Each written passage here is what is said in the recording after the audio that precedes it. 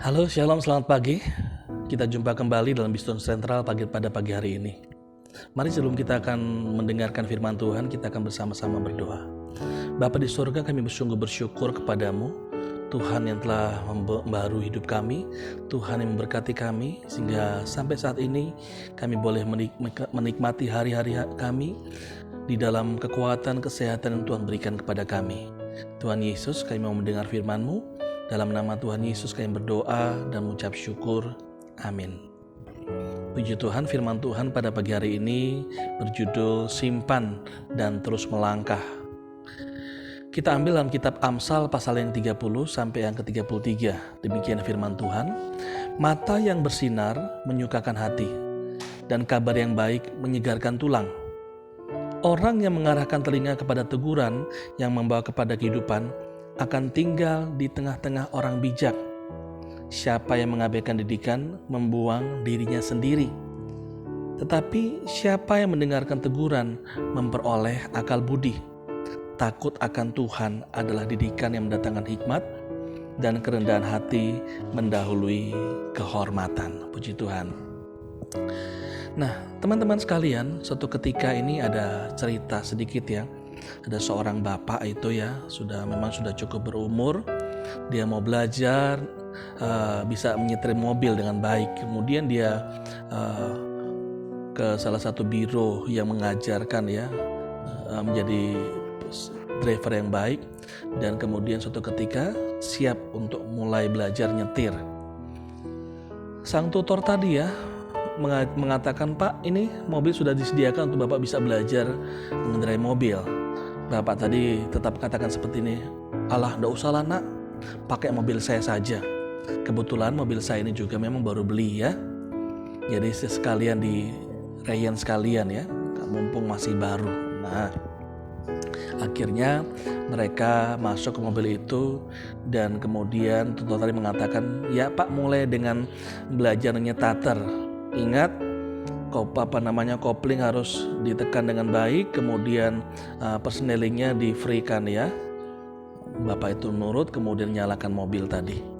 Dan kemudian, "Ya Pak, kemudian masukkan gigi 1. Nah, Bapak tadi kemudian masukkan gigi 1, terus jalan. Nah, jalan seperti itu sepanjang perjalanan tadi. Kemudian tadi tutor tadi ngomong gini, "Pak, ayo Pak, oper ganti gigi 2. Oper ganti gigi 2. Bapak tadi ngomong gini, "Enggak ah. Gigi 1 aja belum habis, bagaimana mungkin ganti gigi 2? Biar habis dulu baru pakai gigi 2. Ini suatu cerita yang konyol mungkin ya. Bagaimana mungkin dapat dikatakan ya, habis dulu gigi 1 baru gigi 2. Tapi Bapak tadi ngotot. Akhirnya tutor tadi diam saja. Ya terserah kamulah Pak ya. Mungkin dia pikir seperti itu. Tapi kita bisa bayangkan kalau seandainya itu terjadi ya di dalam kehidupan kita. Waktu orang menegur kita dengan suatu kesalahan kita, dan kita mungkin terus aja nekat lakukan hal itu, kemungkinan akan banyak kerugian yang kita hadapi ya. Tetapi dari sini kita bisa belajar bersama-sama ya. Ada 2 yang sebenarnya terjadi dalam kehidupan kita, yaitu kritikan dan pujian. Nah, bagaimana kita mensikapi kedua hal ini ya? Kalau dikatakan ya, kalau kita dibiarkan ya perasaan kita terus diliputi dengan kritik ya, itu akan membuat kita pada akhirnya membenci diri kita sendiri. Tetapi kalau kita terus dipuji-puji orang, lama-kelamaan kita akan jadi sombong. Nah, kedua hal ini memang harus berimbang, masuk di dalam kehidupan kita, dalam pemikiran kita. Bagaimana caranya? Bagaimana dengan kritikan?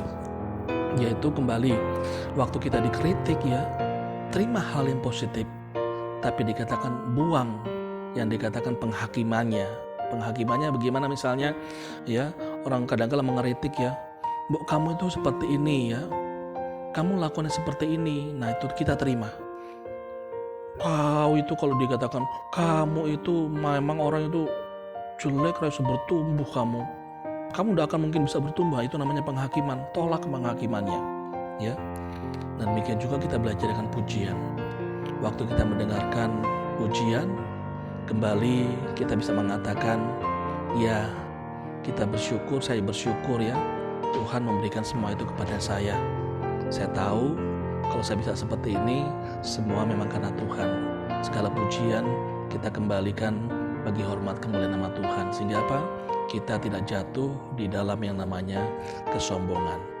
Dan semuanya itu pada akhirnya simpen hal-hal yang baik dalam hati kita.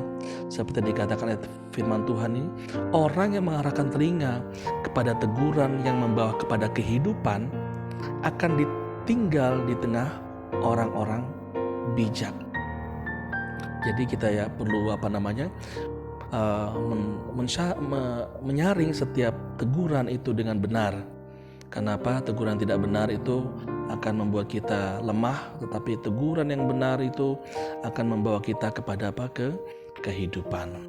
Baik, pada pagi hari ini kita bersyukur telah mendengarkan firman Tuhan, agar kita terus maju di dalam kehidupan kita, belajar mendengar yang baik, belajar juga menerima juga teguran, tetapi juga jangan sampai kita jatuh karena orang sering-sering memuji kita. Mari kita berdoa.